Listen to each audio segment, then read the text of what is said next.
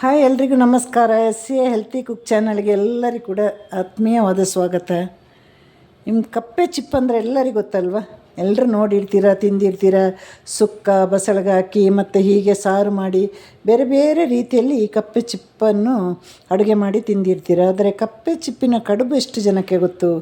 ದಕ್ಷಿಣ ಕನ್ನಡ ಜಿಲ್ಲೆಯವರಿಗೆಲ್ಲ ಗೊತ್ತು ಕಪ್ಪೆ ಚಿಪ್ಪಿನ ಕಡುಬು. ಉಡುಪಿ, ಮಂಗಳೂರು, ದಕ್ಷಿಣ ಕನ್ನಡ ಜಿಲ್ಲೆ ಅಂದರೆ ಆ ಭಾಗ ಎಲ್ಲ ಐತಲ್ವ. ಹಾಗೆ ಗಡಿನಾಡು ಭಾಗ ಇದೆ ಅಲ್ವ, ಕಾಸರಗೋಡು ಆ ಕಡೆ ಎಲ್ಲರಿಗೂ ಗೊತ್ತು, ಹೆಚ್ಚಿನವರು ಮಾಡ್ತಾರೆ. ನಾವು ಇದನ್ನು ವರ್ಷಕ್ಕೊಂದು 2-3 ಸಲ ಮಾಡಿಯೇ ಮಾಡ್ತೀವಿ. ಇವತ್ತಿನ ನನ್ನ ರೆಸಿಪಿ ಕಪ್ಪೆ ಚಿಪ್ಪಿನ ಕಡುಬು. ಅದು ಸುಲಭವಾಗಿ ಹೇಗೆ ಮಾಡೋದು ಅಂತ ನಾನು ಹೇಳ್ಕೊಡ್ತೇನೆ. ಈಗ ನಾನು ಅಕ್ಕಿಯೆಲ್ಲ ನೆನೆ ಹಾಕಿ ಮಾಡಿರೋದು. ಅದೇ ರೀತಿ ನಿಮ್ಗೆ ಅದೆಲ್ಲ ಕಷ್ಟ ಆದರೆ ಅಕ್ಕಿ ಪುಡಿ ಸಿಗುತ್ತೆ, ಅದನ್ನು ಕೂಡ ನಾವು ಬಿಸಿ ಮಾಡಿ ಕಡುಬು ಮಾಡಿ ಅದನ್ನು ಕೂಡ ಮಾಡಿ ಇದನ್ನು ಈ ಕಪ್ಪೆ ಚಿಪ್ಪಿನ ಒಂದು ಕಡುಬನ್ನು ಮಾಡ್ಬೋದು. ಇದೇ ನೋಡಿ ನಮ್ಮ ಕಪ್ಪೆ ಚಿಪ್ಪಿನ ಕಡುಬು. ಇದು ಕಪ್ಪೆ ಚಿಪ್ಪು ತಗೊಳ್ಳುವಾಗ ನೋಡಬೇಕು, ಯಾಕಂದರೆ ಇದು ಯಾವಾಗಲೂ ಕಪ್ಪೆ ಚಿಪ್ಪು ಓಪನ್ ಆಗಿರಬಾರ್ದು. ಓಪನ್ ಆಗಿದ್ದರೆ ಅದು ಹಳೆಯ ಕಪ್ಪೆ ಚಿಪ್ಪು ಅಂತ ಅರ್ಥ. ಕಪ್ಪೆ ಚಿಪ್ಪು ನಮ್ಮ ಮನೆಗೆ ತಂದು ತೊಳೆದು ಬಿಸಿ ಮಾಡಿದ ಮೇಲೆ ಅಷ್ಟೇ ಅದು ಓಪನ್ ಆಗಬೇಕು. ಹಾಗಾಗಿ ಅದನ್ನು ನೋಡಿ ತಗೊಳ್ಬೇಕು. ಇದು ಇವತ್ತು ಹೇಗೆ ಮಾಡಿರೋದು ಅಂತ ನಾನು ನಿಮಗೆಲ್ಲರಿಗೂ ಹೇಳ್ಕೊಡ್ತೇನೆ. ತುಂಬ ಸುಲಭ ಇದೆ, ಹಾಗೆ ಟೇಸ್ಟಿಯಾಗಿದೆ. ವೆರೈಟಿ ಈ ಥರ ಅಡುಗೆ ಮಾಡಿ ಅಥವಾ ಬ್ರೇಕ್ಫಾಸ್ಟ್ ಮಾಡಿ ಇದನ್ನು ಮಾಡಬೇಕಂದ್ರೆ ಹೆಚ್ಚಾಗಿ ನಾನು ಮೊದಲೇ ಹೇಳಿದಾಗೆ ರಾತ್ರಿ ಮಾಡಿ ಇಡೋದು ಒಳ್ಳೆಯದು. ಆಗ ಬೆಳಿಗ್ಗೆದ್ದು ನಮಗೆ ಆರಾಮ ಇದನ್ನು ಒಂದು ಟೀ ಜೊತೆ ತಿನ್ಬೋದು. ಇದೇ ನೋಡಿ ಕಪ್ಪೆ ಚಿಪ್ಪು. ಈ ಕಪ್ಪೆ ಚಿಪ್ಪಲ್ಲಿ ಒಂದು 3 ಥರ ಬರುತ್ತೆ. ಒಂದು ಬ್ಲ್ಯಾಕ್, ಒಂದು ಸ್ವಲ್ಪ ಡಾರ್ಕ್ ಬ್ರೌನು, ಇನ್ನೊಂದು ಲೈಟ್ ಬ್ರೌನು, ಚಿಕ್ಕದು ದೊಡ್ಡದು ಮೀಡಿಯಮ್ ಸೈಜ್ ಹೀಗೆಲ್ಲ ಬರ್ತದೆ. ಇದು ನೋಡಿ ಕಪ್ಪು ಕಲರ್ದು. ಇದು ಸಿಗೋದು ಅಪರೂಪ ಬೆಂಗಳೂರಲ್ಲೆಲ್ಲ. ಇವತ್ತು ಸಿಕ್ಕಿದೆ, ಅದನ್ನು ತಗೊಂಡು ಬಂದು ಇವತ್ತು ಕಪ್ಪೆ ಚಿಪ್ಪಿನ ಕಡುಬು ಮಾಡೋಣ ಅಂತ ತೀರ್ಮಾನ ಮಾಡಿದೆ. ಇದು ಫಸ್ಟ್ ಸರಿಯಾಗಿ ತೊಳಿಬೇಕು, ಇದರಲ್ಲಿ ಹೊಯ್ಗೆ ಎಲ್ಲ ಇರ್ತದೆ ನೋಡಿ.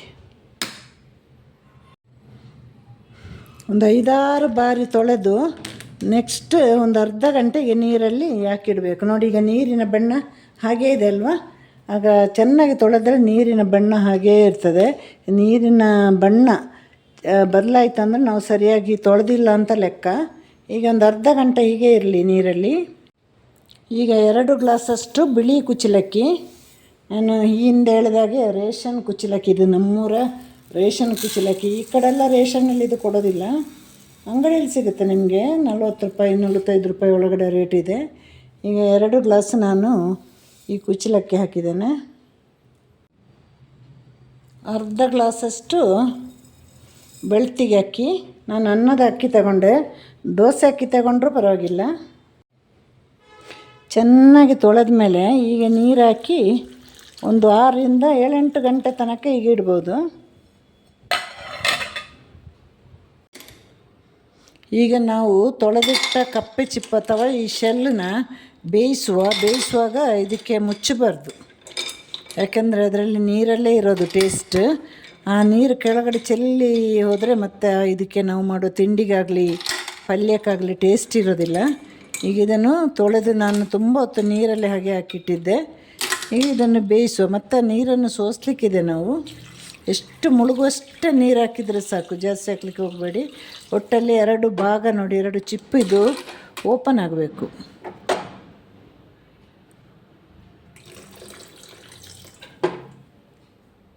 ಎರಡು ಸೈಡ್ ಈ ಥರ ಓಪನ್ ಆಗಬೇಕು ನೋಡಿ. ಇವಾಗ ಇದರ ಒಳಗಿನ ಮಾಂಸ ಬೆಂದಿಲ್ಲ, ಇದೀಗ ನಾವು ಮಾಡುವ ಒಂದು ಕಡುಬು ಜೊತೆ ಬೇಯಬೇಕು. ಈಗ ಓಪನ್ ಆಗಿ ಸಿಕ್ಕಿದರೆ ಸಾಕು ನಮಗೆ. ಇದನ್ನು ಇವಾಗ ನಾವು ಮುಚ್ಚಿಡೋಣ. ಈಗ ಕಪ್ಪೆ ಚಿಪ್ಪಿನ 2 ಚಿಪ್ಪು ಕೂಡ ಓಪನ್ ಆಗಿದೆ. ನೆಕ್ಸ್ಟ್ ನಮ್ಮ ಕೆಲಸ, ಈ ಬಿಳಿ ಕುಚ್ಚಲಕ್ಕಿಯನ್ನು ನಾವು ನೆನೆ ಹಾಕಿ ಒಂದು 7 ಅವರ್ ಮೇಲಾಯಿತು. ಅದನ್ನು ತೊಳೆದು ನೆನೆ ಹಾಕಿರೋದು. ಈಗ ಒಂದು ಸಲ ತೊಳೆದು ಸ್ವಲ್ಪ ನೀರು ಹಾಕಿ ಉಪ್ಪು ಸೇರಿಸಿ ಇದನ್ನು ನುಣ್ಣಗೆ ರುಬ್ಬಿ ಬರುವ. ಈಗ ಕಪ್ಪೆ ಚಿಪ್ಪಿಗೆ ಹಾಕುವ ಕಡುಬಿಗೆ ರುಬ್ಬಿದ್ದಾಯಿತು. ಇದಕ್ಕೆ ಬರೀ ಅಕ್ಕಿ ಮತ್ತು ಉಪ್ಪು ಚೂರು ನೀರು ಹಾಕಿ ರುಬ್ಬಿದ್ದು. ನಿಮಗೆ ಕಡುಬು ತುಂಬ ಮೆತ್ತಗೆ ಬೇಕಂದರೆ ಇದನ್ನು ಸ್ವಲ್ಪ ನೀರಾಗಿ ರುಬ್ಬಿ ನಂತರದಲ್ಲಿ ಬಾಣಲಿಯಲ್ಲಿ ಅದನ್ನು ಬಿಸಿ ಮಾಡಿ ಗಟ್ಟಿ ಮಾಡ್ಬೋದು. ನಾನು ಈ ಹಿಂದೆ ತೋರಿಸಿದ್ದೀನಿ ಬೇರೆ ವಿಡಿಯೋದಲ್ಲಿ. ಅಂದರೆ ಕಪ್ಪೆ ಚಿಪ್ಪಿಗೆ ಹಾಕುವ ಕಡುಬು ಇಷ್ಟೇ ಮಾಡೋದು ನೋಡಿ, ಇಷ್ಟೆಷ್ಟು ಮಾಡೋದು. ಹಾಗಾಗಿ ಅದನ್ನು ತುಂಬ ಸ್ಮೂತ್ ಮಾಡುವಾಗಿಲ್ಲ. ಈ ಥರ ಸ್ವಲ್ಪ ಒಂಚೂರು ಗಟ್ಟಿ ಇದ್ರೇ ತುಂಬ ಚೆನ್ನಾಗಿರುತ್ತೆ. ಇಲ್ಲಿ ನಾವು 2 ಲೋಟ 2.5 ತಗೊಂಡಿದ್ದಲ್ವ, 2 ಕುಚ್ಚಲಕ್ಕಿ, ಅರ್ಧ ಲೋಟ ಬೆಳ್ತಿಗೆ ಅಕ್ಕಿ. ಹಾಗೆ ನಾನು ಇದನ್ನು 2 ಸಲ ಆಗಿ ರುಬ್ಬಿ ಬಂದಿದ್ದೇನೆ. ಯಾಕೆಂದರೆ ಒಂದೇ ಸಲ ಹೋಗೋದು ಚೆನ್ನಾಗಿ ಬರೋದಿಲ್ಲ. ಒಂದು ಅರ್ಧ ಆಗಿ ಈಗ ರುಬ್ಬಿ ತೆಗೀರಿ ನೋಡಿ, ಎಷ್ಟು ಚೆಂದ ಬಂದಿದೆ ನೋಡಿ. ಅದಕ್ಕೆ ನೀರಿನ ಅಳತೆ ಸ್ವಲ್ಪ ನೀರು ಹಾಕ್ತಾ ಹೋಗಿ, ತೀರ ಕಮ್ಮಿ ಹಾಕುವಾಗಿಲ್ಲ ನೀರು. ಒಂದು ಸಲ ರುಬ್ಬಾಗ 1 ಗ್ಲಾಸ್ ನೀರು ಹಾಕ್ಬೋದು, ಯಾಕಂದರೆ ಚೆನ್ನಾಗಿ ನೆನೆದಿರುವ ಅಕ್ಕಿ ಅಲ್ವಾ, ಅದು ಈ ಥರ ಚೆನ್ನಾಗಿ ಶೇಪಿಗೆ ಬರುತ್ತೆ. ಈಗ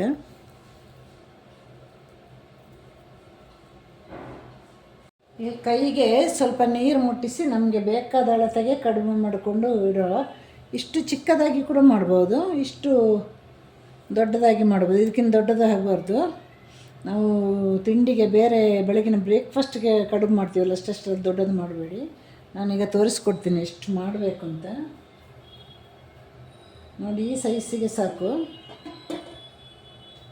ಮುಂದೆ ಕಡುಬನ್ನು ಹೀಗೆ ಮಾಡಿ ನಾವು ಇಡ್ಲಿ ಪಾತ್ರೆಯಲ್ಲಿ ಬೇಯಿಸಿ ಬರುವ.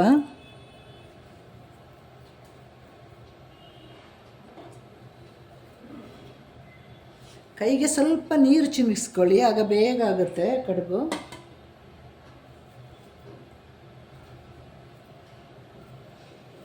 ಇದೆಲ್ಲ ಊರಿನ ತಿಂಡಿ, ಇವತ್ತಿಗೂ ನಮ್ಮ ಅದೇ ರೀತಿಯಲ್ಲಿ ಮಾಡ್ತಾಯಿದ್ದೇವೆ.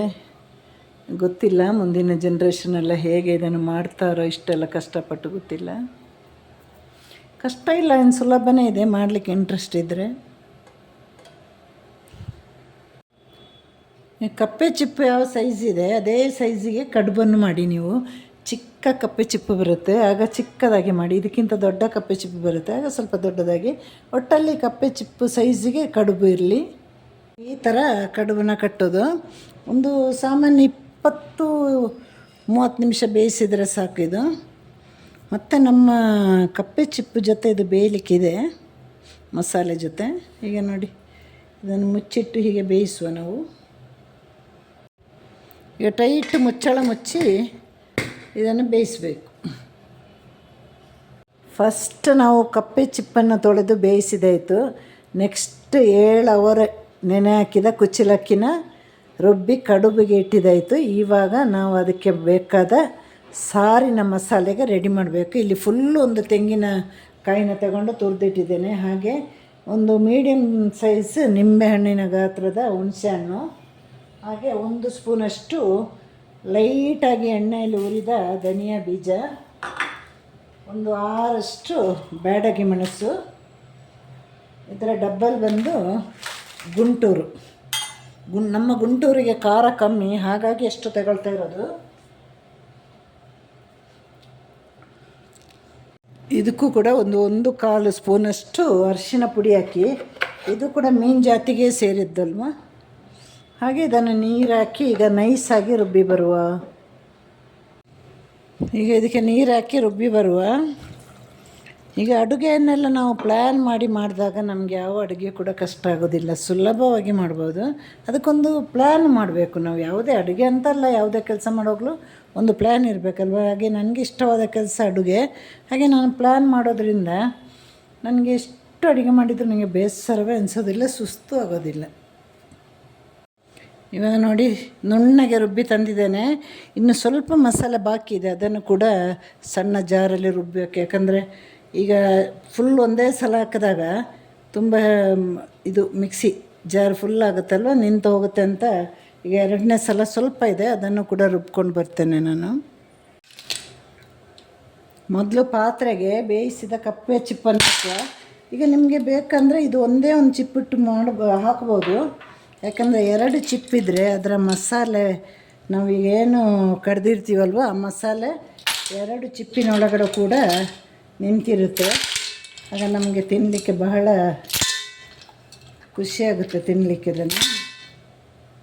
ಇವಾಗ ಇದರಲ್ಲಿ ಹೊಯ್ಗೆ ಇರಲಿಲ್ಲ ಇವತ್ತು ಅಷ್ಟೊಂದು. ಈ ನೀರಿದೆ ಅಲ್ವಾ, ಕಪ್ಪೆ ಚಿಪ್ಪು ಬೇಯಿಸಿದ ನೀರನ್ನು ಸೋಸುವ ನಾವು. ಇದನ್ನು ಈ ಥರ ಸೋಸಬೇಕು. ಈ ನೀರಲ್ಲೇ ಟೇಸ್ಟ್ ಇರೋದು. ಎಲ್ಲ ಹೊರಗಡೆ ಎಲ್ಲ ಚೆಲ್ಲಿತ್ತು ನೀರು. ಕಡೆದಿಟ್ಟ ಮಸಾಲೆ ಹಾಕುವ ಇದಕ್ಕೆ.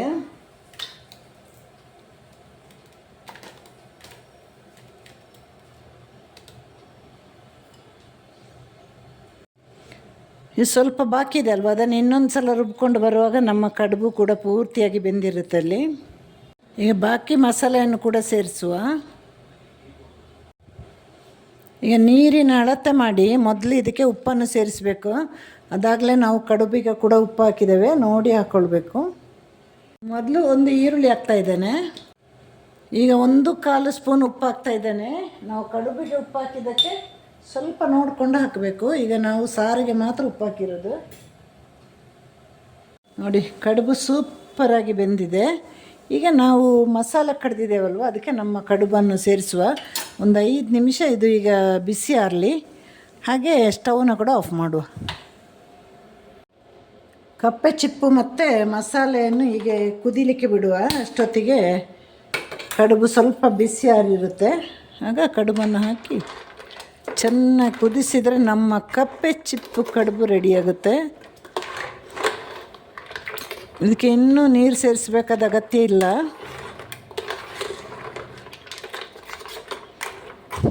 ಸ್ವಲ್ಪ ಮುಚ್ಚಿಟ್ಟು ಬೇಯಿಸೋಣಲ್ಲ. ನೋಡಿ, ನಮ್ಮ ಕಡುಬು ಕೂಡ ರೆಡಿ ಆಯಿತು. ಈಗ ಸಪ್ರೇಟ್ ಆಗಿರಬೇಕು, ಒಂದಕ್ಕೊಂದು ಅಂಟಿ ಇರಬಾರ್ದು. ಈಗ ನಮ್ಮ ಈ ಕಪ್ಪೆ ಚಿಪ್ಪಿನ ಮಸಾಲೆ ಜೊತೆ ಈ ಕಡುಬನ್ನು ಹಾಕುವ. ಒಟ್ಟಿಗೆ ಕುದೀತಾ ಇರಲಿ. ಈಗ ಕಡುಬನ್ನು ಸೇರಿಸುವಲ್ವ ನಾವು, ಹೀಗೆ ಹಾಕ್ತಾ ಹೋಗುವ.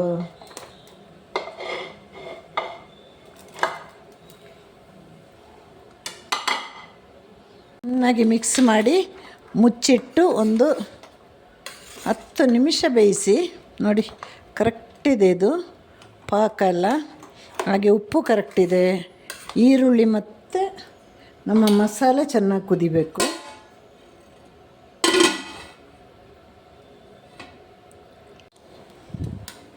ಈಗ ನಮ್ಮ ಸಾರು ಚೆನ್ನಾಗಿ ಕುದೀತಾ ಇದೆ.